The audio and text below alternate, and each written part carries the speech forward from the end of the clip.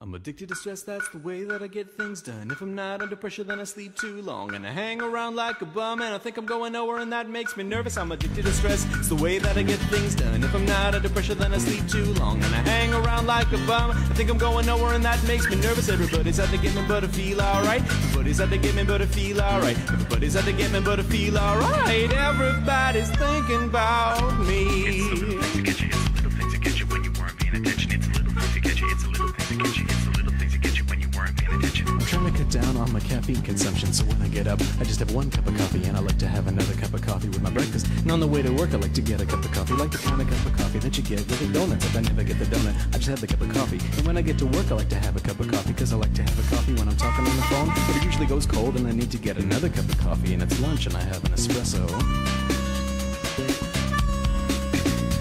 And when I get back, it's not morning anymore, so I have a Diet Cola and another Diet Cola, and by then I'm feeling fine, and I'm feeling pretty sharp, and I'm feeling pretty wired, and I'm getting things done. But right about 2, I get this little tiny migraine, and it starts behind my eyes, and it moves to the back of my neck, and it moves to the bottom of my spine, but it doesn't get there till 5 or 6 o'clock, which is the end of the day, so I'm fine, so I'm fine, so I'm fine. Except when I have to work late, which I usually do. I'm addicted to stress, that's the way that I get things done. If I'm not under pressure, then I sleep too long. And I hang around like a bum, and I think I'm going nowhere, and that makes me nervous. Everybody's out to get me, but I feel alright. Everybody's out to get me, but I feel alright. Everybody's out to get me, but I feel alright. Everybody's thinking about me. It's the little things that get you, it's the little things that get you when you weren't paying attention. It's the little things that get you, it's the little things that get you, it's the little things that get you when you weren't paying attention. I love to work, I love to run, I love to play real hard. I love to steal little things from the grocery store, like a piece of bubble gum, or sometimes I just stick my thumb in a peach and leave it there. I love to work, I love to run, I love to water ski, snowboard, jet ski, skydive, parasail, hang glide, rollerblade, mountain bike, bungee jump. Well, I mean, I love to do these things if I ever have the time. I love to work, I love to work, I love to work out after work. I love to spend a little time with this woman that I'm seeing, so we never really get a little time to spend together. So we call each other up and we talk about work. But what I think I really love is to get up by myself on a little tiny island in the middle of the ocean with just me, a book, and a cellular phone, and a personal computer in case something came up. And I'd eat, and I'd drink, and I'd run, and I'd sleep, and I wouldn't do nothing except swim all day. Except I don't know how to do laps in the ocean. Where are the sharks? Where are the sharks? And there's this kind of anemone that sticks in your foot, and the poison goes up to your brain, and you die. And sand fleas, yuck! But actually, I think it'd be really relaxing, just me by myself in the middle of the ocean, and that's what I really love to do more than anything else. Except I probably hate it. I'm addicted to stress, that's the way that I get things done. If I'm not under pressure, then I sleep too long, and I hang around like a bum, and I think I'm going nowhere, and that makes me nervous. Everybody's out to get me, but I feel alright. Everybody's out to get me, but I feel alright. Everybody's out to get me, but I feel alright. Everybody's thinking about me. Everybody's out to get me, but I feel alright. Everybody's out to get me, but I feel alright. Everybody's out to get me, but I feel alright. Everybody's thinking about me. Everybody's out to get me, but I feel alright. Everybody's out to get me, but I feel alright. Everybody's out to get me, but I feel alright. Everybody's thinking about me. Everybody's thinking about me.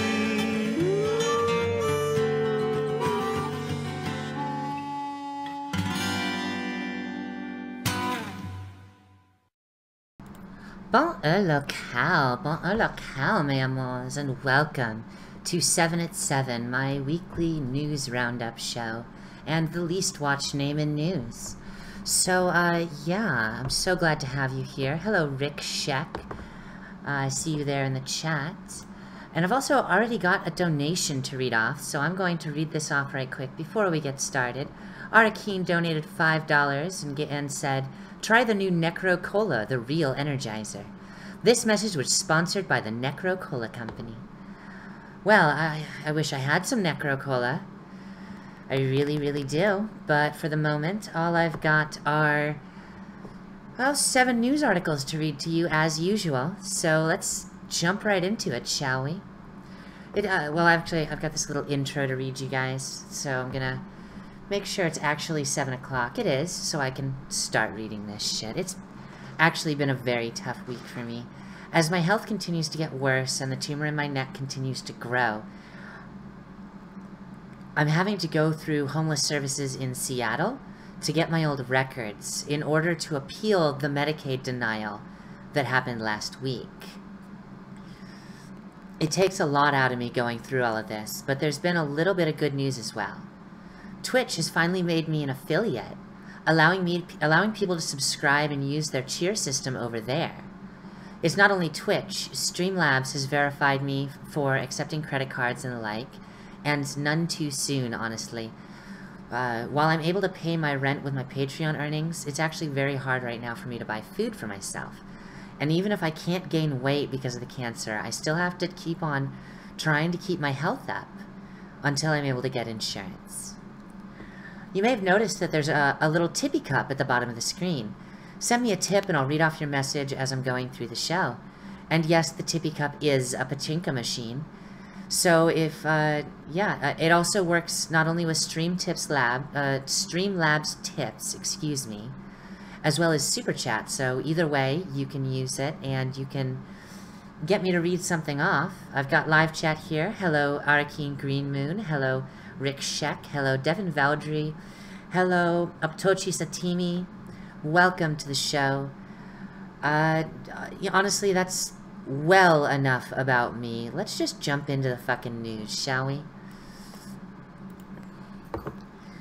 The first story I've got for you guys today is just a hilarious story that I had to share with you. And that is the U.S. Navy apologizing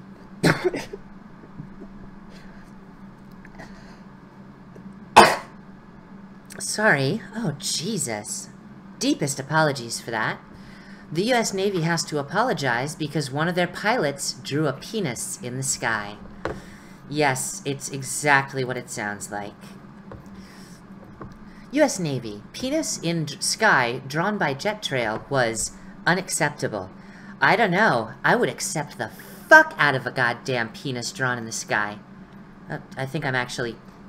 my volume's hitting a little sharp, so I'm gonna have to be mindful. But yeah, I would be very accepting of someone drawing a penis over me, but I'm not in Seattle anymore, so I didn't get to see it. Let's read. U.S. Navy officials have said it was absolutely unacceptable that one of their pilots used a jet's contrail to draw a penis in the sky. And trust me, you're gonna get to see pictures of it, don't you worry. The phallic outline over Okanogan County in the western U.S. state of Washington provoked much mirth online. Of course it did. Someone drew a penis. That's just funny in every way. It's always funny when you draw a penis. But commanders at Naval Air Station Whidbey Island did not see the funny side and have ordered an inquiry. A spokesman for the airbase confirmed that the aircraft involved was one of its Boeing EA-18G Growlers, as displayed here, I think.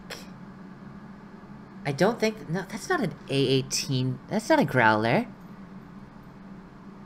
Yeah, that's not a Growler pictured, so fuck that shit. Warning! This is the line that made me think it had to be in the show. Warning! Some viewers might find the images below offensive, and the rest of us are laughing our fucking asses off. The jet specializes in electronic warfare and can travel nearly twice the speed of sound. Spokesman Thomas Mills told the BBC, "From a Navy standpoint, we do hold our aircrew to the highest standards, and this is absolutely unacceptable. It has zero training value, and the aircrew is being held accountable." The Federal Aviation Administration, a government agency that regulates U.S. airspace, told local TV station KREM2 that the maneuver did not appear to pose a safety risk and that they cannot police morality. Yes, the FAA doesn't have anything to say about it, just the Navy. Plenty of onlookers on the ground were amused by Thursday afternoon's sky doodle. Do you see it? Do you see it? Oh, it's wonderful. Here's a much better shot of it.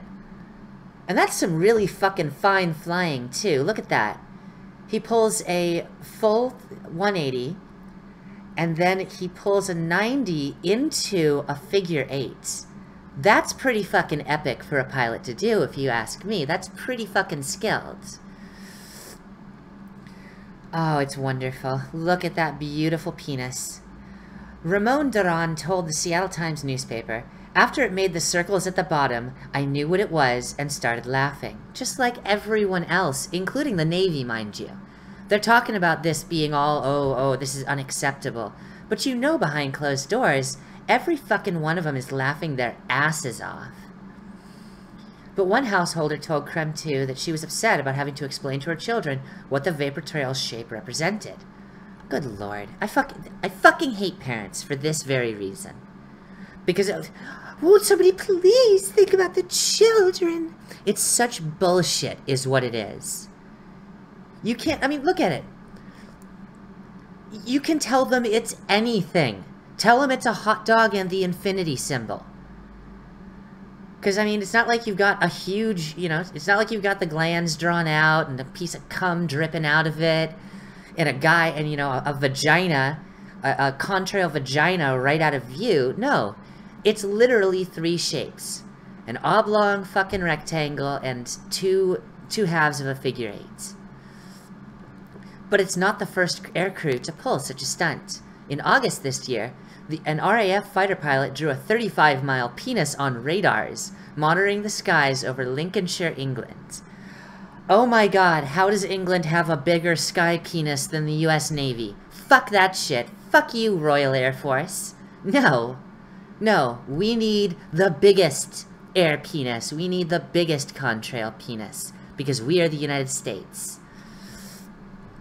Anyway, I just really wanted to get that story out to you guys because it's just so fucking hilarious. It doesn't actually have much to do with what we're going to be talking about today. But I mean, seriously, how can you turn down an opportunity to talk about this? I mean, good God, I really hope it's in This Week in Stupid tomorrow. Because if it's not, then Sargon really fucking missed out. But yeah, that's that story. So we're going to move on to our second story today. This is going to be a part of my continuing series of stories that I'm just going to start calling Fuck China. And in this one, we have a rare glimpse into the empirical nature of the People's Republic and its relationship with Zimbabwe. So we're going to start with Zimbabwe Army Chief's trip to China last week raises questions on coup from The Guardian. The general met with Chinese leaders and defense minister in Beijing on the eve of the move against Robert Mugabe. When one of the architects of Zimbabwe's low-key coup landed in Beijing last week, he was met by 2 of the most senior members of the world's largest military force.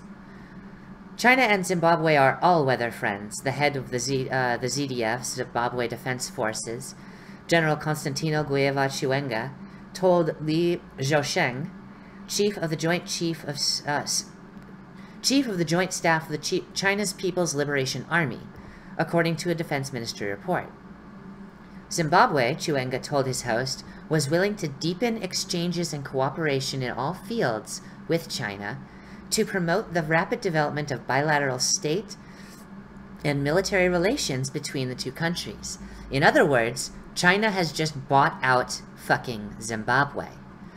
I'm going to take us over to the CIA fact book right quick, because I feel like you guys should learn a little bit more about Zimbabwe before we really get into this. First and foremost, here's the Zimbabwean flag. It's 7 stripes with the green, yellow, red, black, red, green, yellow. And I actually don't know what the symbol is.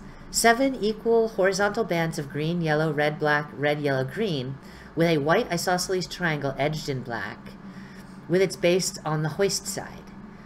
A yellow Zimbabwe bird representing the long history of the country is superimposed on a red 5-pointed star in the center of the triangle, which symbolizes peace. No, it doesn't. A red star does not symbolize peace at all. 5 points to anyone in the audience who can tell me what a red star represents. I'll give you a hint. It rhymes with communism. Anyway, and for those who don't know where Zimbabwe is just north of South Africa in the general Zulu region of Africa, or what was once the Zulu Empire. Now let's talk about one important detail about Zimbabwe. Zimbabwe kills white people. Zimbabwe is horrifically racist, and they have a form of apartheid that doesn't get called apartheid at all. No one ever acknowledges this fact, but they are also a nation that has quite a lot to offer as far as resources go. For mining industries, they've got coal, gold, platinum, copper, nickel, tin, diamond, clay, and a whole bunch of metallic and non-metallic ores. They also produce steel, wood products, cement, chemicals, fertilizer, clothing and footwear, foodstuffs, and beverages. In addition to that, they have agriculture for tobacco, corn, cotton, wheat, coffee, sugarcane, peanuts, sheep, goats, and pigs. So what we're looking at here is actually a very self-sustained nation, which is why it's been so wealthy, right? Well, wealthy relative to Africa, in the very least. But look at these items: coal, gold. Okay, those are two things that China is doing everything in its power to get its hands on in Africa. Copper. Well, they absolutely fucking need copper mines. Nickel, meh. I mean, it has its values, but I mean, it's not why they're there. But these mining resources are literally the entire reason China has basically bought out the government and the military. But we haven't gotten to that point yet, have we? Let's continue reading the article. Little else is known about why Chivenga, who is seen as an ally of Zimbabwe's ousted vice president, Emerson Mnangagwa, sorry, I'm not good at these fucking names, made the call on the Chinese capital just days before the army chief would declare that the military was ready to step in over Robert Mugabe's purge of the ruling party. Now, have you guys been keeping up with this? If you haven't, it's actually quite the fucking nightmare, honestly. Because, I mean, look how many purges we've had just in the last couple weeks, right? Not only did Zimbabwe do a giant purge, but, fuck, where was the other one? Saudi Arabia is still purging out Muslims. So we are seeing huge upheaval of power in non-central locations, which is a huge telling symbol or sign, at least to me, especially because I see us going to economic war with China in the way that they've been, you know, using their intelligence groups to, their intelligence and political groups to wage economic war against the United States. China, which has backed Mugabe since the anti-colonial struggle of the 1970s, is also now Harare's largest foreign investor, pumping huge sums into the Zimbabwean economy in exchange for the natural resources and agricultural products such as diamonds and tobacco, as well as gold, copper, coal. Recent years have seen China, or state-linked Chinese firms, bankroll developments such as the $100 million Zimbabwe National Defense College and the $200 million Longcheng Plaza shopping center in Harare. Last year, China agreed to help fund a new 650-seat parliament building in the north of Zimbabwe's capital. China is literally rebuilding Zimbabwe in order to benefit from all of its resources. Now, left to itself, that's not actually much of a problem, right? If you just look at it as, oh, China's helping out Zimbabwe to build these things, there's nothing really to be bothered about, right? However, what we are looking at here is basically the funding of a coup. This is how China does things. This is how they've done it in the United States, specifically. I mean, ever since the 90s when they started the China Plan, they have sent people over in order to put their money in other people's hands and build relationships so that they can steal the resources wholesale out from under whoever they can. They did this to our steel industry, for one. They ruined our steel industry through a mix of bribery and legislation. Well, I say bribery. It's more along the lines of political donations for corrupt purposes. But yeah, on Wednesday, as the 93-year-old strongman president was placed under house arrest in Harare, the foreign ministry spokesman Geng Shuang claimed that Chivenga's visit had been part of a normal military exchange. Yes, that's because the Zimbabwean army is essentially an extension of the Chinese army at this point. They built the school, they run the school. They built the bases, they run the bases. everywhere China puts down property, they consider that Chinese national lands. They don't give you something for nothing. They never give you something for nothing.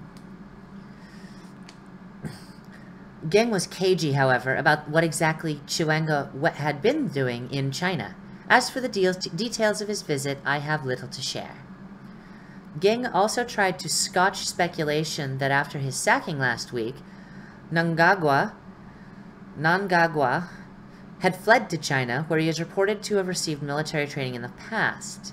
I can assure you that he is not in China. He's actually not in China. He has gone to another Chinese nation in Africa. And I say Chinese nation, Chinese-owned nation, rather. Because it's a lot safer and a lot easier, and going to China would actually be a huge, huge mess for Zimbabwe to have to clean up after. I can assure, those ambiguous comments will do little to dispel suspicions that Chiwenga may have traveled to Beijing to warn China's leadership about the impending move against Mugabe, or perhaps even to seek its blessing or help. Li Zhosheng, a rising star in China's 2.3 million member military, reportedly enjoys close ties to the Chinese leader, Xi Jinping. Shen Xiaolei, an Africa expert from the state-run Chinese Academy of Social Sciences, rejected the suggestion that China had been in on the coup. Of course they did. It's China. Deny, deny, deny. Chiwenga's visit was arranged long ago, so it's impossible he visited China over this matter. However, there was nothing stopping him from bringing the information with him when he went on this trip. That's a very misleading statement. Shen said Beijing would respect Zimbabwe's own attitudes toward the crisis. Mugabe's downfall was a pity, since he was the leader and hero of national independence, and such a situation has come late in his life. However, the Chinese government has a policy of non-interference in Africa's internal affairs, except for the fact that you built the military academy, you're building the parliament, you've built homes, and you own so much land in Zimbabwean mines, that you have no choice but to involve yourself in Africa's internal affairs. Cobus van Staten, a South African academic journalist who specializes in China-Africa relations, said it was impossible to know whether China had played an active role in the move against Mugabe. Hey, your boy Pat, welcome to the show. So glad to have you here. You too, Pokemon Fetishist. Thank you for showing up. Alright, who knows what is really happening, but it certainly is eye-popping. The timing of the visit certainly does raise questions, said Van Staten from Witwatersrand University in Johannesburg. It is more a bunch of loose clues than a coherent narrative at the moment, but it certainly does point to Chinese involvement in some kind of way. Ian Taylor, the author of China's New Role in Africa, said Beijing would not be losing too much sleep over events in Zimbabwe, since Mugabe's apparent demise did not yet appear to represent a change in system. This is a weird sentence to me, because what they're talking about is basically, even if the coup and then the reprisal of purging those in power took place, the Mugabean politics are going to continue as normal. And let's not forget that Mugabe is all about killing them white folks. The Securocrats who have seized power have had close and profitable relations with Beijing and would wish this to continue, said Taylor, an international relations professor at St. Andrews. Only if the situation spun out of control and a genuinely new and different set of people came to power would China's position be conceivably in jeopardy. And that's how you know that China was involved, because China's involvement wasn't affected at all. China doesn't have to do anything to maintain their ownership and control of the gold, the copper, the coal in Zimbabwe, the diamonds, the tobacco farms in Zimbabwe, because everything was done in respect of China. Wednesday's there were hints from Chinese media and analysts on Thursday that Beijing was indeed comfortable with the end of the Mugabe's 37-year reign. Wednesday's incident will not affect the general trend of bilateral ties, said the party-run Global Times, which sometimes reflects official views, argued in an editorial. The long-term friendship between China and Zimbabwe will transcend the internal disturbances in Zimbabwe. It's because Zimbabwe might as well not exist. It's Zim-Chinway. The Global Times predicted that the West, given its hostility to Mugabe, was likely to turn a blind eye to the crisis. Taylor suggested Beijing was likely to do the same. The Chinese are very pragmatic. Van Staden said that, as well as the economic benefits of its relationship with Mugabe, Beijing also felt a historical loyalty to a man with whom it had worked since the Mao era. Remember what I was talking about, that Red Star? When he helped China gain influence in Africa after the Sino-Soviet split. China also wasn't blind to the fact that supporting Mugabe, even though it drew criticism from the West, carried a certain amount of cachet in Africa, where still some revere him for his fight against colonialism. Now, however, Beijing's calculations appear to have changed. It seems to me that they just realized, like everyone has realized, that the situation in Zimbabwe was increasingly untenable, that a direct succession from Mugabe to Grace Mugabe was a recipe for disaster. China doesn't necessarily have an ideological attachment to the democratic government or to non-democratic government. Take that note.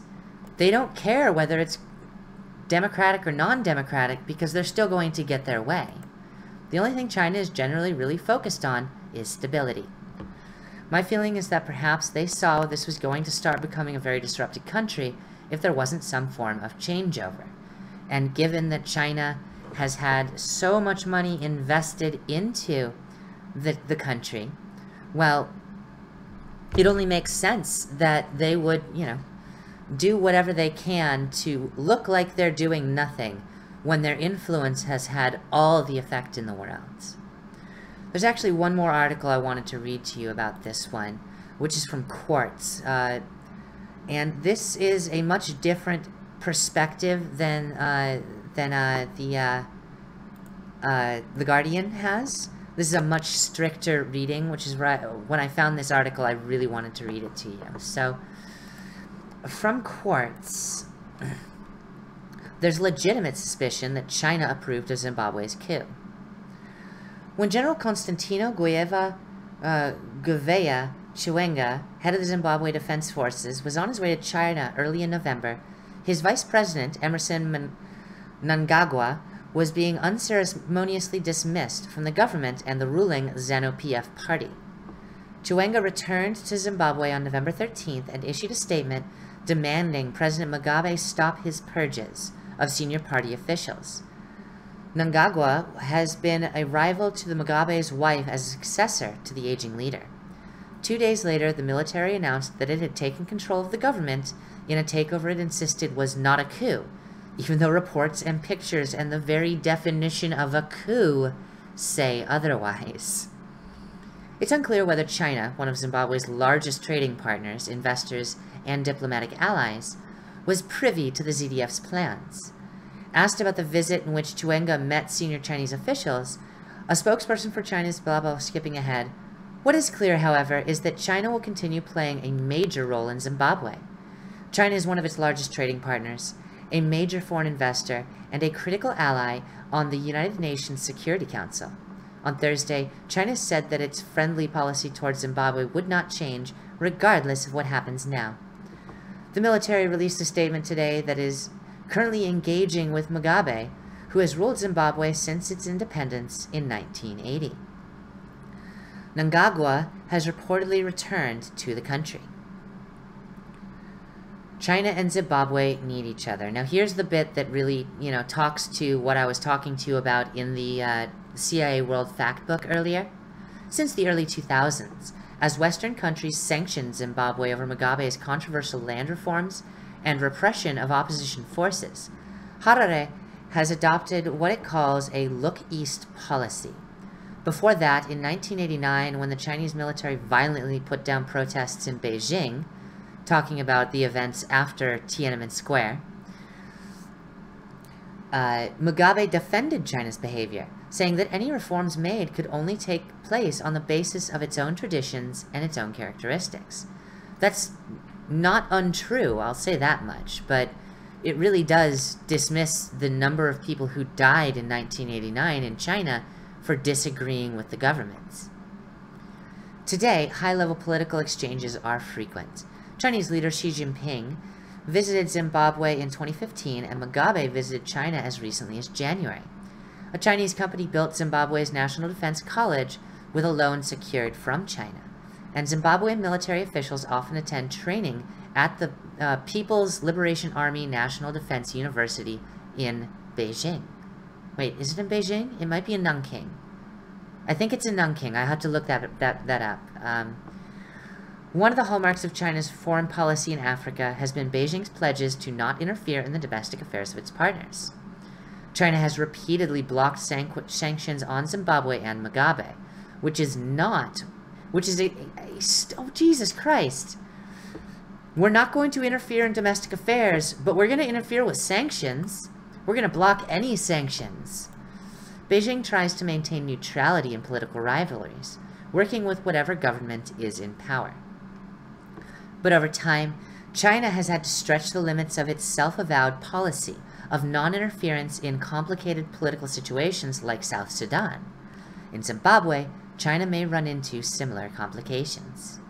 Chinese companies have invested into car manufacturing, diamond mining, tobacco, and power stations. Earlier this year, a Chinese company pledged to invest $2 billion into the defunct steelmaker, the Zimbabwe Iron and Steel Company. According to the researchers of China-Zimbabwe ties, Beijing has likely favored Mnangagwa as a successor to Mugabe. A transition would benefit the Chinese in the sense that Mnangagwa is touted as a pragmatic and less ideological leader who could reform Zimbabwe's economy to promote investment, says Ronald Chapaika, a lecturer at Bindara University in Zimbabwe, who has researched relations between the two countries. Whether or not Chiwenga told Beijing of the ZDF's plans, he at least set the tone for an alliance with a new government in Harare. Speaking to Liu Zuosheng of the Chinese Central Military Commission, believed to have close ties with the Chinese leader Xi Jinping, Chiwenga congratulated Li on China's recent 19th Party Congress, an event where Xi cemented his position as head of the Chinese Communist Party. He told Li, according to the Chinese Defense Ministry, that Zimbabwe was willing to deepen exchanges and cooperation in all fields with China and promote the rapid development of a bilateral state and military relations. That's where shit gets really creepy, right? Right there at the end, they hide it right there in the fucking end, that essentially what they want to do is enjoy bilateral state and military relations with China. China, the single largest land army and also arguably the weakest navy and air force in the world, is now gaining an ally in the Zimbabwean army, which is also a communist entity, socialist, I should say. They're not entirely communist, they're a military, so there's balance to be taken for what is and what is not actually communistic in their behaviors. Our King Greenmoon nails it on the head in the chat there. China is building its own military alliance, and they absolutely fucking are. They want to create a position in Africa where they have all the strength and power that Europe once had in Africa. Except they're not doing it by, conquering or, invading or anything like that. They're doing it just by buying the fucking countries out. And it makes sense, because Africa is a place that needs fucking money. If we jump back to the World Fact Book, the GDP of Zimbabwe is 32.38 billion as of 2016. Based on its exchange rate, they earn about 16.12. They make a raw 16.12 billion. But the GDP per capita, this is where things get interesting, because the average person per capita only makes about $2,200 per year. China is actually able to pay them well in excess of $5,000 to $6,000 per year, which might not sound like very much to Western nations, but to a Zimbabwean, that's the difference between living in a hovel and living in a real house. And I don't know how much you know about Zimbabwe, but I mean, they still have entire hovel cities. But they also have large cities like Harare, which have beautiful homes, most of which built by European or Chinese real estate investors. But yeah, so for the time being, as Zimbabwe slowly disintegrates and turns into a military dictatorship, which of course will be led by China's choice, Mnangagwa. I can't fucking cleanly pronounce that. I'm so sorry. It's really fucking hard to pronounce. Mnangagwa. But yeah, and Zimbabwe is very happy about the fall of Robert Mugabe. And I don't think they're very interested in Grace Mugabe. But I don't think Mnangagwa is a better choice. He's not more liberal. He's more communist in nature. He's much more friendly with communists. He has much more support from the communist parties. He's going to turn Zimbabwe into a subset of China. And neither of those things are a good thing to happen. And of course, the final story for today is one that I have been ignoring for, quite a while now, honestly. I've not wanted to talk about this. Because it's... I mean, let's face it. You can't talk about this without getting a little bit personal, right? But we're going to discuss the Me Too campaign. Because what started as a hashtag is slowly turning into a resurrection of the, the feminists' favorite failure, the Equal Rights Amendment. And we're going to get into what the Equal Rights Amendment is and how Me Too has evolved into that. But we're going to start with an interesting article I read. I don't entirely agree with it, but the perspective on it... Where is it? Where is that one? Well, let's start by laying down a little bit... Oh, I was just looking at it. I'm an idiot. So I'm literally just looking at it. So this is an opinion piece from the New York Post called Me Too has lumped trivial in with legitimate sexual assaults. And this is an opinion piece by Andrea Pazer. So this is a feminist writer, but it's very important to take account of the fact that even as a feminist, she recognizes that Me Too has basically diluted the fucking playing field, and getting any sort of help or even just attention, as so many people are trying to do, has made an enormous mess for those who need it most, while giving the attention to those who genuinely need it least. It's gone far enough, she says. What started as a necessary mass rejection of sexual harassment and assault is sliding into absurdity and irrelevance. I completely agree, Andrea. A backlash is looming against the very people the spontaneous battle against sexual villainy was meant to help: powerless women and men. The fight is being waged not with force, but with the rather blatant internet movement, #MeToo. The battle by hashtag conflates genuine sex crimes with mere childish behavior, blending the Harvey Weinsteins and Kevin Spaceys with the Al Frankens and George H.W. Bushes. How long before we stop taking victims seriously? This is absolutely fucking amazing, isn't it? Here's a feminist author completely acknowledging that by doing it this way, real victims are going to be taken less seriously. That is a fascinating bit of self-awareness there, Andrea, and I'm very glad to see it. Franken, the former Saturday Night Live writer and performer, and now staunchly liberal senator from Minnesota, has been tossed into the guillotine without a trial. And while I reject his leftist politics, even more so with his inability to be funny, I don't think confusing childish, even lewd behavior with clear, intimate violations helps anyone. Rather, it threatens to make accusers, many of them women, appear unserious, or hysterical, to use a term commonly welded against humans bearing blah blah blah blah, you fucking whore. Seriously, why do you have to do this? Humans bearing 2X chromosomes.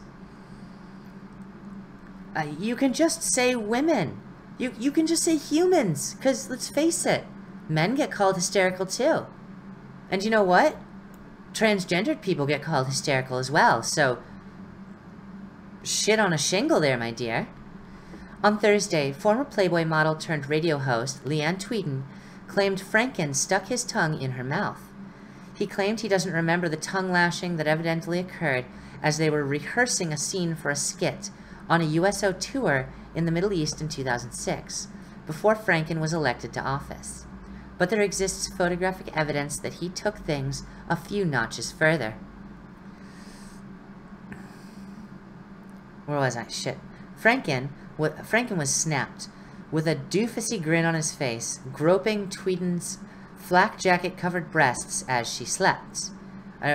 You guys have probably already seen the photo, right? Let's bring up the photo just so you guys can see what they're talking about here. This is the photo in question, and, I mean, what's the point? He's a fucking creep. So why are we, you know, wasting time trying to do anything but say, hey, look, you're a fucking creep. Has he broken any laws? It's kind of hard to say, given that the USO does not have...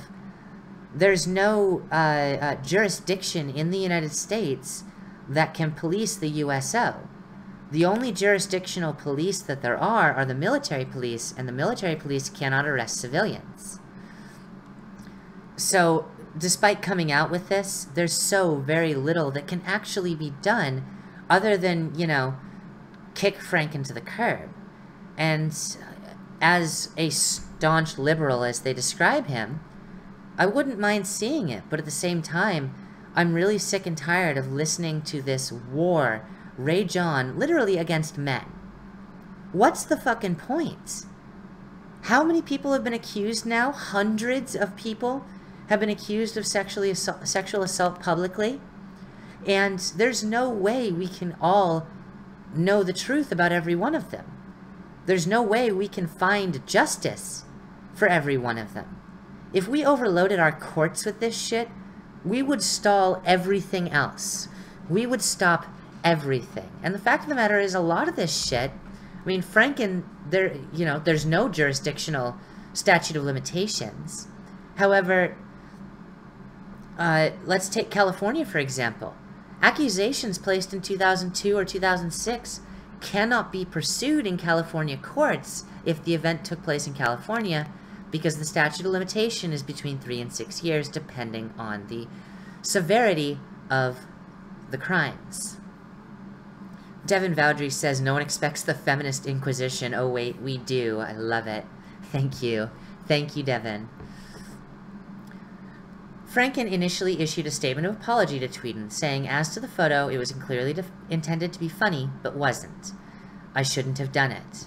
Hours later, he added an I'm sorry to everyone else who was part of that tour, to everyone who has worked for me, to everyone I represent, and to everyone who counts on me to be an ally and supporter and a champion of women. See?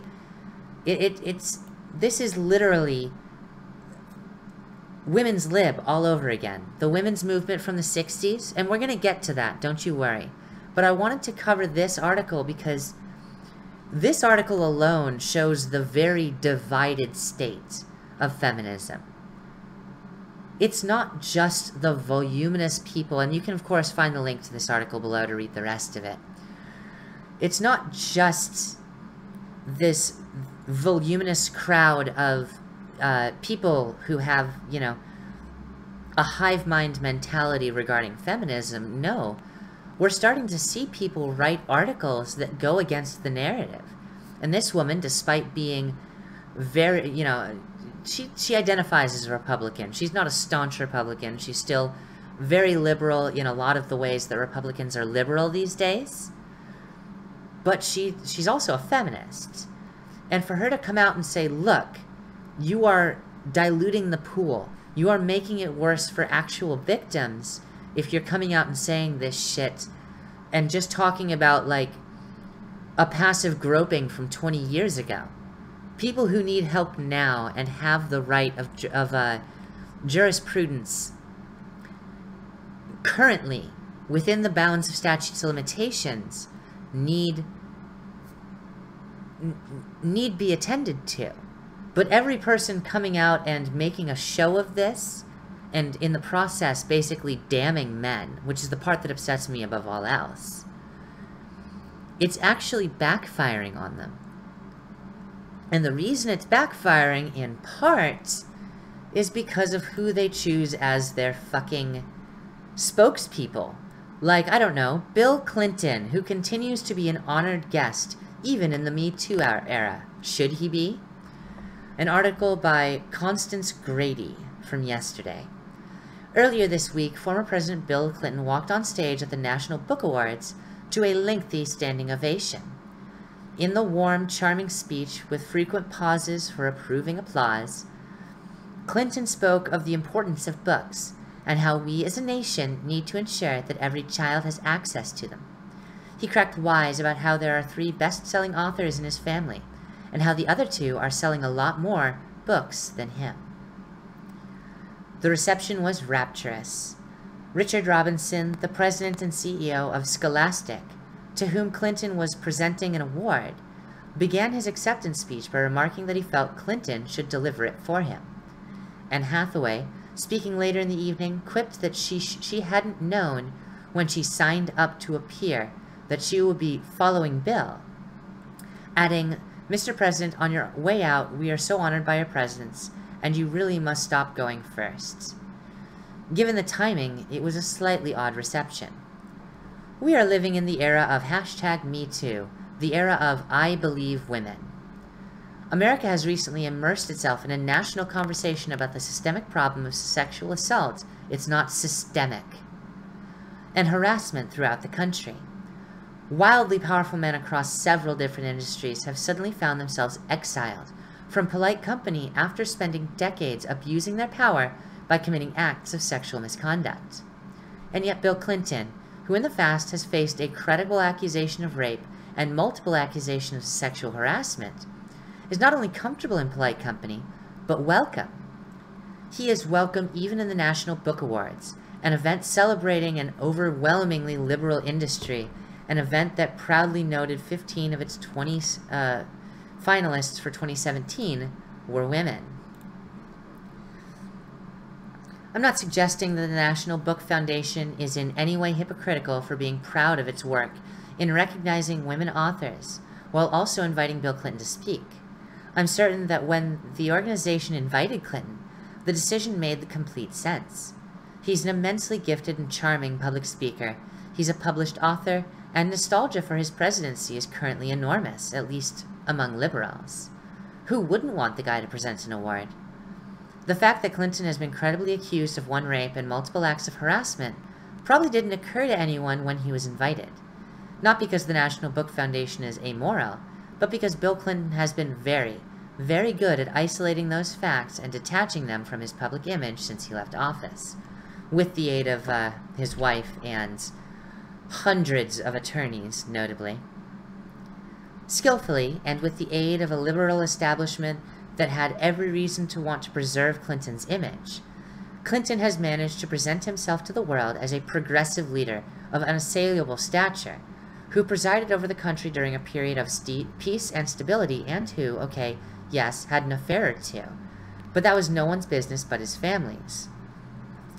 He has managed to erase the fact that his affair with White House intern Monica Lewinsky, while consensual, was an enormous abuse of power, and that he has been accused of other sexual misconduct that was not consensual at all. Clinton has, in fact, managed to thoroughly eradicate any whiff of sexual misconduct from his image that in a room full of people, including many who most likely identify as feminists, And at a time when awareness of sexual harassment as a terrible crime is higher than ever, he is treated like nothing but an honored guest. It's certainly true that cries of "what about Bill" from the right seem more likely to be made out of bad faith partisanship, rather than a deep-seated commitment to seeing justice served on behalf of survivors of sexual assault. And certainly, while Clinton remains influential, he is less powerful than many of the powerful men currently facing allegations of sexual harassment, assault, and misconduct. Unlike President Trump, who has been accused of committing sexual harassment or assault by 17 different women, Clinton currently holds no elected office. Excuse me, I'm sorry. And is unlikely to seek any. Well, he can't. He's already been the president. What's he gonna fucking do? Run for Senate? That would be fucking pointless. It would be useless. But that doesn't mean there's any reason to let him off the hook. Clinton may not hold any office at the moment, but he is routinely offered positions of profound honor. And that sends a message to the rest of the world. It says that for all our talking about believing women as a culture, we are still more than willing in many cases to ignore what women tell us and fit their powerful abusers instead. See the direction this article is going? I only want to read so much of this because it only gets worse from here. But I guess I'll just read the last couple paragraphs. Many feminists are rightly angered that Casey Affleck, accused of sexual harassment, will be presenting the Oscar for Best Actress in 2018, after winning the Oscar for Best Actor earlier this year. There's even a petition calling for him to be barred. Shouldn't we be angry that Bill Clinton presented an award too? While Affleck is a particular slap in the face to all the actresses who have been so vocal over the past few months about the problem of sexual harassment in Hollywood, no, they haven't.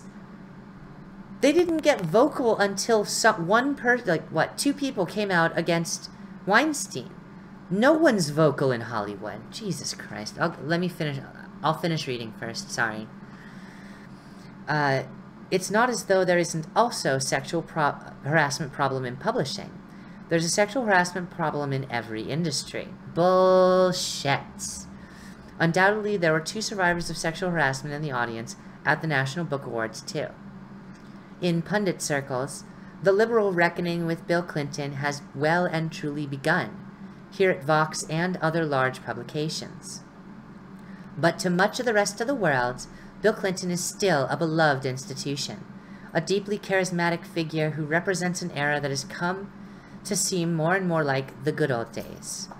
He has remained an untouchable figure, and that casts dangerous and very real doubts on our culture's commitment to believing the survivors of sexual assault, or to punishing the predatory men, thanks for not mentioning women there, Vox, you fucking whores, who hurt them.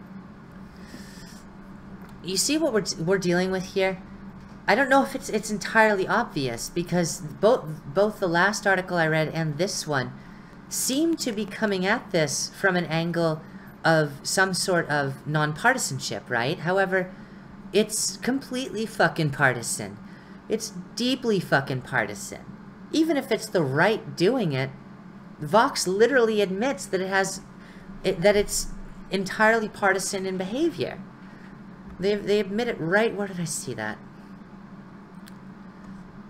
Anyway, they mentioned the partisan nature of the right trying to address these issues. But the fact of the matter is the issues don't get addressed. We're not going to see people feel, all we're getting are fifis, right? That's all we're getting out of the Me Too campaign is fifis. And Vox, fucking Vox, which is, owned by goddamn Condé Nast, a company that is well funded by China and liberal corporations, is coming out and talking about Bill Clinton, but then they turn around and they're still talking about believe women, I believe women, which is utterly fucking destroys the accountability that they're supposed to be giving to these accusers. And these accusers should be held to account. Bill Clinton has had quite a lot happen to him, and at this point in his life, he's a fucking joke. He is much more loved than his wife, but that's not saying much. People talk about liking the Clintons, but that's mostly in the far left circles. And places where far left circles are allowed to, or feel comfortable being themselves, rather, right? But the fact of the matter is, Al Franken, Bill Clinton, the left is full of people who talk about, oh, I believe women, I am an advocate and an ally for women, and yet, every fucking one of them, the louder they bark, the more likely it is that they fucking raped somebody. The more likely it is they will abuse their power to mess with some, you know, to get with a woman. But that moves us into our next article, which is called Men, Me Too, and the Bare Minimum. This is, of course, a Huffington Post article, so take it all with a complete grain of salt, other than the stuff that I'm addressing when I respond to it. By Neshama Samet Moring. I'll start by saying Me Too without details, because if my social media feed is any kind of indicator, sexual violence is as common as brunch, BuzzFeed quizzes, and adorable doggos. You notice she comes right out and says, Me Too. Oh, I'm also a sexual harassment or assault victim. You gotta feel bad for me, and you gotta take my fucking side as you read this article, because Me Too. Bullshit. No, I'm not going to give you the benefit of the doubt because you say you were raped. I want justice, not fucking amoral court of public opinion. What's the word I'm looking for? Lambasting of people. Because that's all we're seeing. That's all we're getting from this. The destruction of people's lives, all because, well, someone said something about them. And whether or not, you know, justice is going to be served is completely in the air.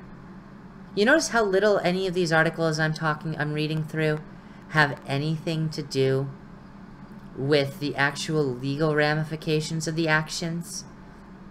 And everyone is instead trying to condemn and take platforms away from people? I may hate Bill Clinton with all my fucking life, all my fucking soul, but I'm not going to bitch about him going and giving awards at a book show, at a book awards show.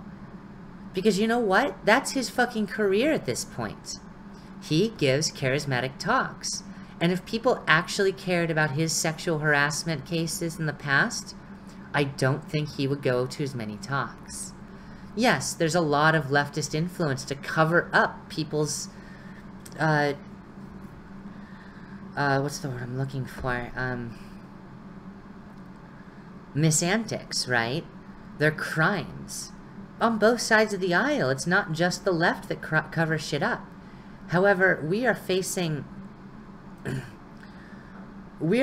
problem where the left is basically tearing itself the fuck apart in order to, I mean, I was just talking about Mugabe and China, and last week I was talking about Saudi Arabia, and these are places that have gone through entire regime changes, purging all the old leaders, and in Zimbabwe's case, actually implementing a military coup, even though they deny that it's a coup.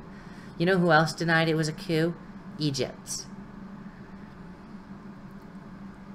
Anyway, sorry, carrying on. The Me Too campaign, wait, my point with that was, but they're not the only groups, they're not the only places you can see people literally being thrown out of their jobs by severe political upheaval.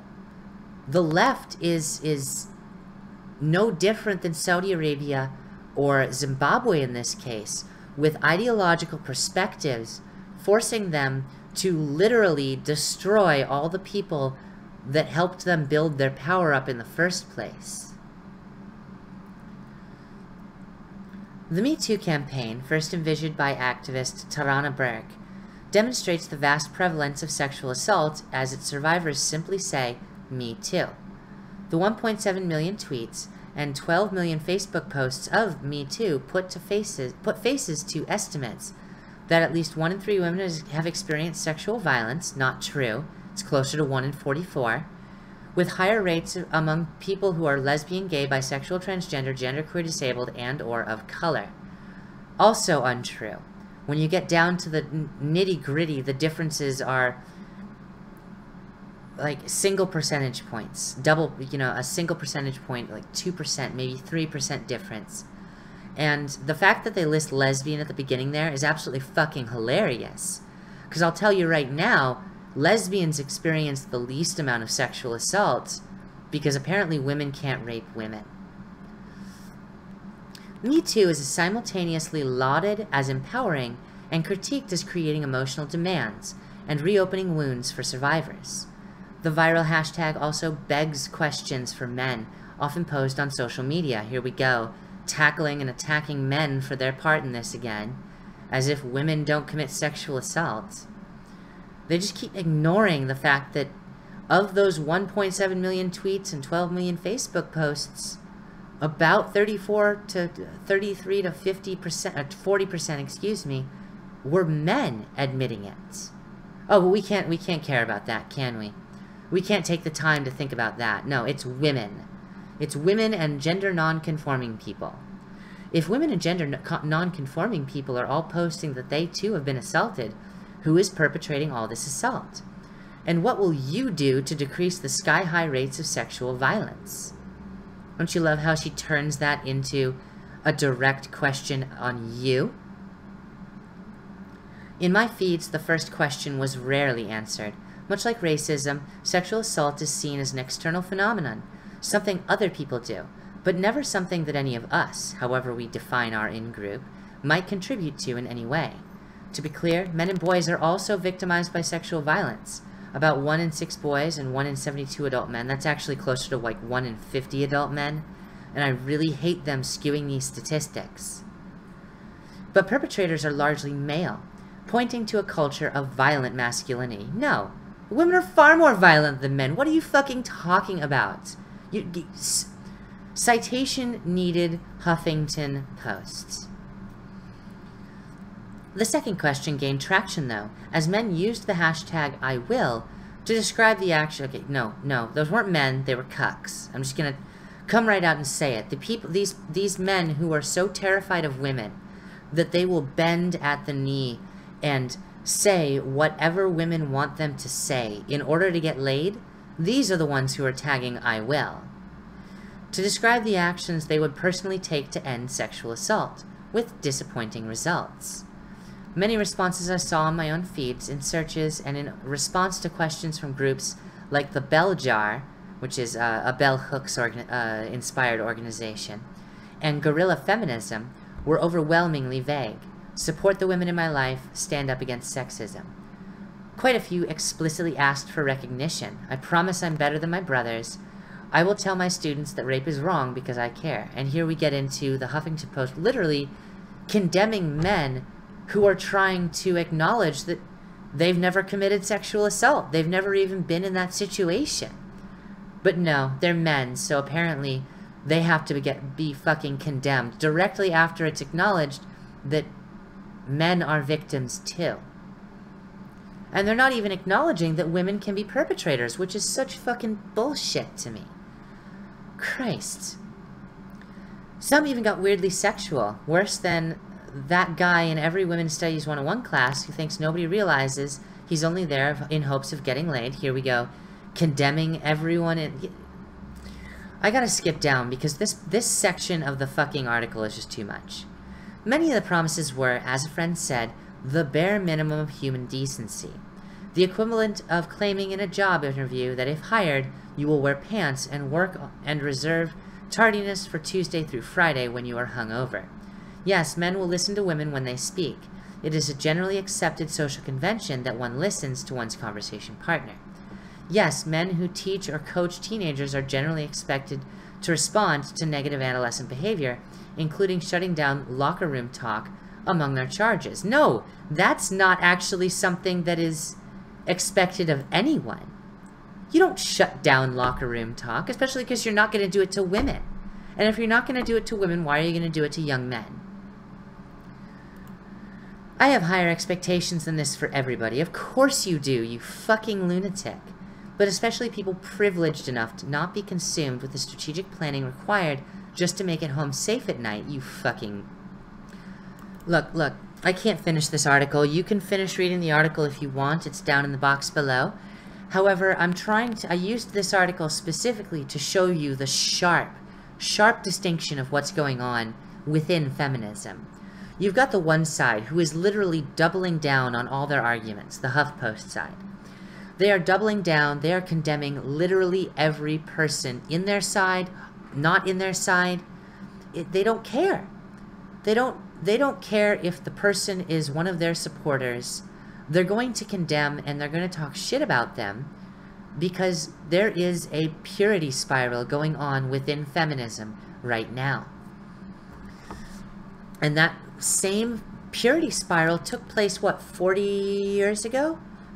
About 45 years ago, around there? And it took place again in the 1950s, and it took place again in the 1920s. And we're seeing the exact same results that we saw in those generations as well. We're seeing women demand the return of the Equal Rights Amendment. Now, we're going to go through this, and then I'm going to break down the history of the Equal Rights. I'm going to go through the Wikipedia page and a feminist article discussing the ERA. But the ERA was explicitly equity-based rather than equality-based. And that's why it's never passed. See, in the United States, we actually don't believe in equity. And as much as things like affirmative action have had influences on corporations, there are no affirmative action amendments. There are only affirmative action delegations, right? There are affirmative action laws that have been passed by the legislature, but they weren't amended into the Constitution. Here, Washington. Equal Rights Amendment advocates think this could be their moment, just like they did in 1923, 1953, 1973. It's just another repeat of the exact same article. As women increasingly come forward with stories of sexual assault and harassment, advocates are seeing the Me Too movement as an opportunity to renew their push for constitutional protections against sexual discrimination. If you ever feel like you don't think we need to have some changes, I'm going to say two words to you. Harvey Weinstein, said Representative Carolyn Maloney, Democrat from New York, on Friday, naming the Hollywood producer accused by dozens of women of rape, assault, and harassment. The only way we've protected is to have an ironclad protection in the United States Constitution. Bullshit! There are laws in every state. There are laws in every state covering affirmative action, covering equal rights. You have protections.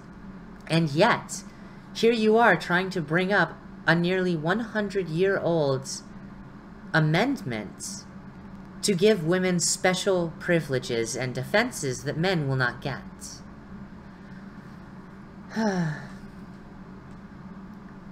Is it so challenging to say that women and men should have equality of opportunity, equality of protection under the law? Well, they already do, so no, it's not challenging at all.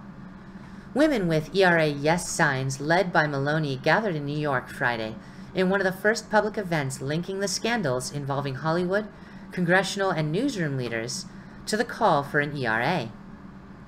They urged Mayor Bill de Blasio to keep Wall Street's iconic Fearless Girl statue in place until the ERA is ratified. Oh shit, no, come back. I hate when I do that. Damn it, come on. Thank you. Alright, so Ann Hedgepath, top advisor for the American Association of University Women, said, "We are considering pushing all levers we have, be it around enforcement, new legislative fixes, and even long-standing goals like the ERA. The ERA, it's so ironic that they talk about being so fucking weak, and yet then turn right around and talk about all the levers that they have that they can push. The ERA would prohibit denying equal rights on the basis of sex in the same way the U.S. already prohibits discrimination on the basis of race, religion, and national origin. We also prohibit denying equal rights based on sex. The fuck is this article even on about? Congress passed the amendment in 1972, but it wasn't ratified by the requisite number of states by the 1982 deadline. Democrats have pushed legislation to either remove the ratification deadline or start over, but both proposals have languished. Advocates say another sign of momentum is Nevada's ratification of the ERA in March, 35 years after the deadline. Nevada became the 36th state to ratify the amendment, too short of the total needed. Conservative groups opposing the move argued it was unnecessary and would overturn laws or programs that benefit women and dismantle restrictions on abortion, which it absolutely fucking would. Part of the difficulty is that most Americans, 80% according to a 2016 poll, commissioned on behalf of the ERA Coalition Fund for Women's Equality, oh, that's not an unbiased poll, believe men and women are already guaranteed equal rights under the Constitution. No, but they are under the law. Said if Americans knew that they lacked constitutional protection, you see what they're doing here? They're trying to make it entirely constitutional. Well, I'm sorry, but there's more than just the Constitution. I think there will be more of an outrage, and particularly with what we've seen recently, Cardin said in an interview. Without the ERA, women's rights and protections have been vulnerable, depending on Congress and the Supreme Court. Just like every other law. Holy shit. Maloney said she has reintroduced her bill 11 times, but she believes now could be its moment. Yeah, 12th time's the charm, isn't it, Maloney? Now that women have spoken out about harassment, she said, it's time to go to the second phase of what do you do about it? Good God, the emotional manipulations that I see in each of these articles is downright fucking mind-blowing. It's entirely about presenting this emotional manipulation. They are literally asking you, what do you do about it? And they are pushing this point home. Legislative staff for Cardin and Jackie Spire of California, who also sponsored a bill, brainstormed with advocates on a conference call Thursday on how to use the momentum and discussion about sexual harassment to advance the legislation, according to Hager. Hager says she hopes to find allies among lawmakers who have sponsored other bills targeting harassment, as well as Republicans who have spoken out against the scandals. The political climate in Washington for the passage of an ERA movement isn't ideal, Cardin said. Of Maloney's 108 co-sponsors, only 5 are Republicans. None of the other bills has a Republican co-sponsor, a significant hurdle in a GOP-controlled Congress. So we have gone full circle with feminism, and I really found it important to cover this stuff because, well, let's just face it. Feminism is going to well up like it did again, and then it's going to burn itself out by overstretching and by basically condemning anyone that they don't consider pure enough.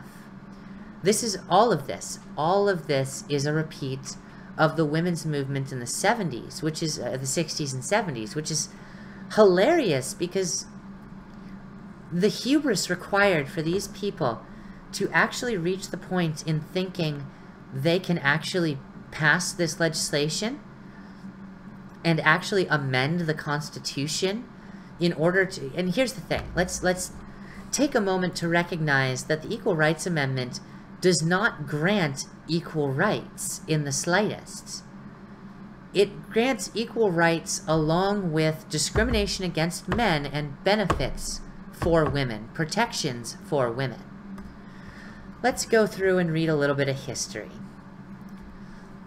On the 75th anniversary of the Seneca Falls Convention, this is the Wikipedia page for the Equal Rights Amendment, by the way, feminist and advocates for women's rights Alice Paul announced that she planned on promoting and initiating an amendment to the U.S. Constitution that would give the same rights to men and women. She believed that the 19th Amendment would not be enough to ensure that men and women were treated equally regardless of sex. Paul wrote a draft in honor of Lucretia Mott, a female abolitionist who fought for women's rights and attended the first Women's Rights Convention. Paul named the amendment Mott's Amendment, and the original amendment stated, "Men and women shall have equal rights throughout the United States and every place subject to its jurisdiction. Congress shall have power to enforce this article by appropriate legislation." In 1943, Alice Paul further revised the amendment's wording. The text became Section 1 in the version passed by Congress in 1972. However, remember, it was not ratified by 38 states, so... As a result, in the 1940s, ERA opponents proposed an alternative which provided that no distinctions on the basis of sex shall be made except such that are reasonably justified by differences in physical stature, biological differences, or social function. It was quickly turned down by both pro- and anti-ERA coalitions, which is ironic. Now, here's the part of history that I think is most important to read to you guys. Since the 1920s, the Equal Rights Amendment has caused a sharp debate amongst feminists about the meaning of women's equality. It was feminist against feminist, said historian Judith Seelander. Alice Paul and her National Women's Party was the leading proponent, arguing that women should be on equal terms with men in all regards, even if that meant sacrificing certain benefits given to women through protective legislation, such as shorter work hours, no light work or night work, or heavy lifting. These are, of course, protections women had in the workplace after 1923, when they began working at much greater numbers in the within the economy. Women were protected from working nights.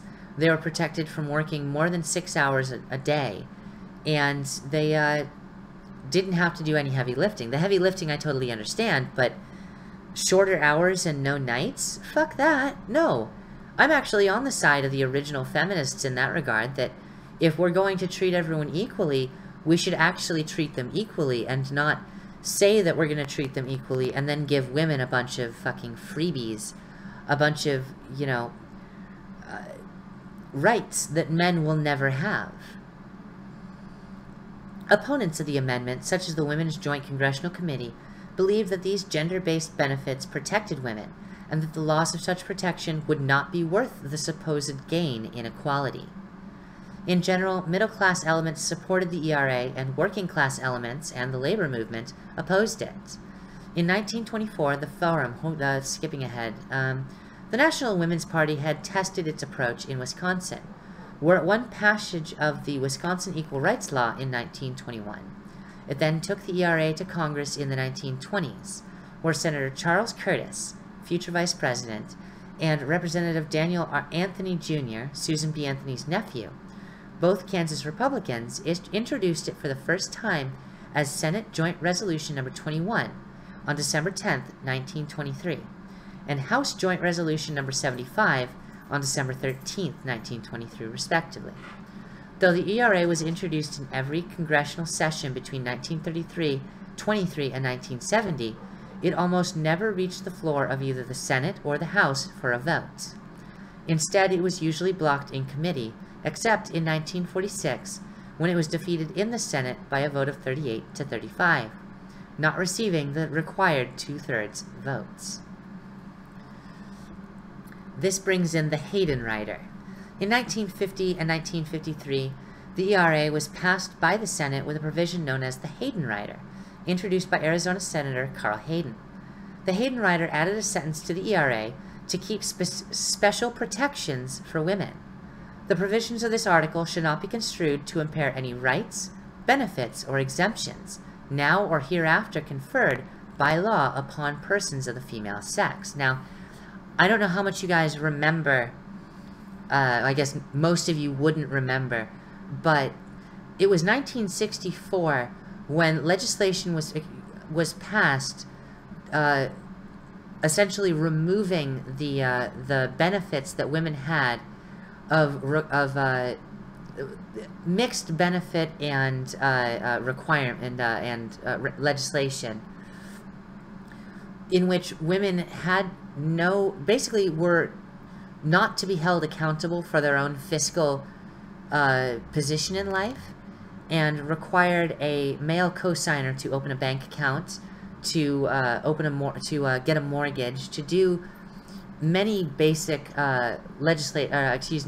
fiscal, basically to interact with the financial markets directly, right? This is exactly how it came to be. The Hayden Rider brought up all the way back in 1950 that women were granted many liberties that men weren't, because it's absolutely a liberty to not be held responsible for your own fiscal position, and instead put that onto a man, whether that be your father or your husband. And there was a lot of feminists at that time, including my own grandmother, who fought to gain their true independence, fiscal independence from men. But by allowing women to keep their, I'm going back to the Wikipedia article, keep their existing and future protections, it was expected that the ERA would be more appealing to its opponents. Though opponents were marginally more in favor of the ERA with the Hayden Rider, supporters of the original ERA believed it negated the amendment's original purpose, causing the amendment not to be passed in the House. Skipping. The Republican Party included support of the ERA in its platform beginning in 1940, renewing the plank every 4 years until 1980. The ERA was strongly opposed by the American Federation of Labor and other labor unions, who feared the amendment would invalidate protective labor legislation for women. The ERA was also opposed by Eleanor Roosevelt and most New Dealers. They felt that the ERA was designed for middle-class women, but working-class women needed government protection. They also feared that the ERA would undercut the male-dominated labor unions, which were a core component of the New Deal coalition. And that brings us to the 1960s, when at the Democratic National Convention in 1960, a proposal to endorse the ERA was rejected after it met explicit opposition from liberal groups including the American Civil Liberties Union, the AFL-CIO, the labor unions such as American Federation of Teachers, Americans for Democratic Action, the American Nurses Association, the Women's Division of the Methodist Church, and the National Councils of Jewish, Catholic, and Negro Women. Yes, that was the name of an organization. The National Councils of Jewish Women, the National Council of Catholic Women, the National Council of Negro Women. The losing side then demanded that presidential candidate John F. Kennedy announce his support for the ERA, and he did so in an October 24, 1960 letter to the chairman of the National Women's Party. When Kennedy was elected, he made Esther Peterson the highest-ranking woman in his administration as Assistant Secretary of Labor.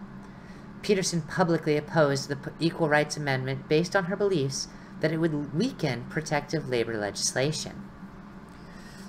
Are you starting to see a pattern here?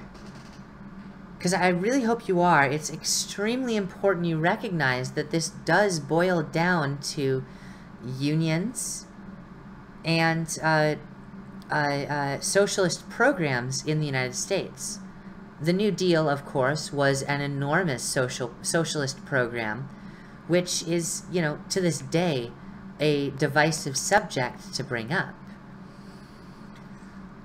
But the fact of the matter is, we are literally going through the exact same thing that happened in the 40s, the 70s, the 20s, and it's going to go through the same problems that it went through then, because those problems have not yet been addressed.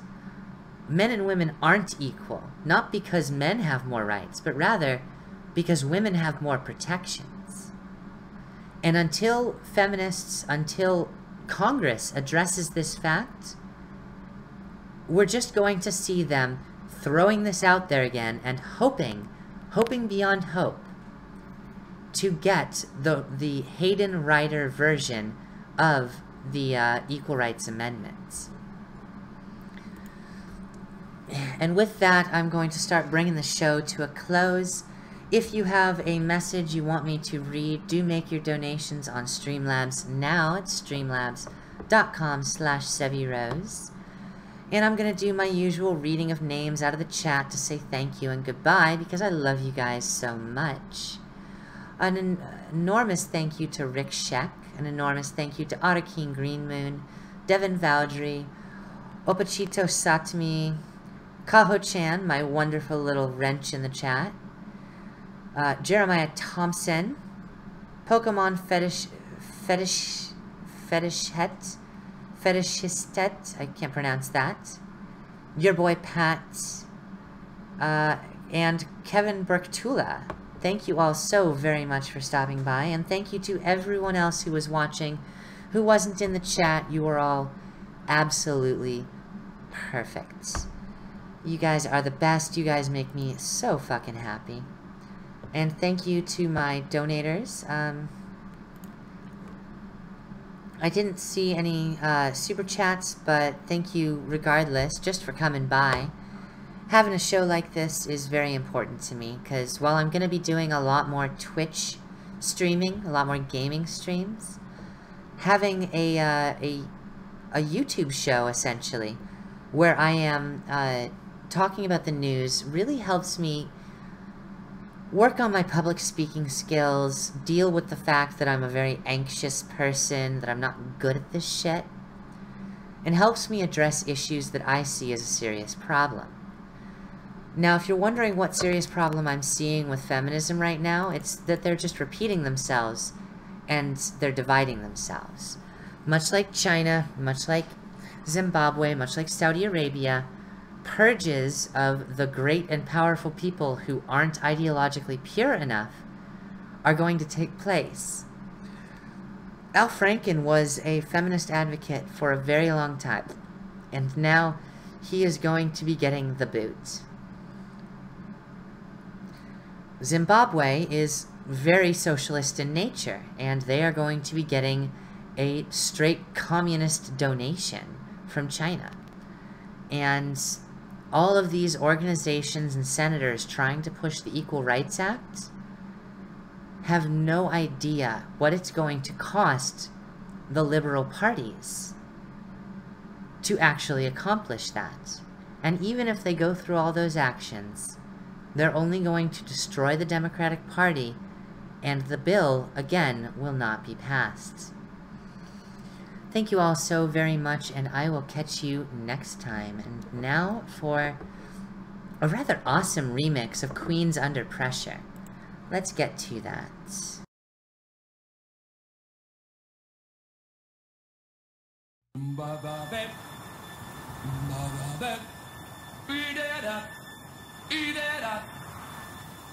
Under pressure, pushing down on me, pressing down on you, no man has fall. Under pressure, that brings a building down, splits a family in two, puts people on the streets.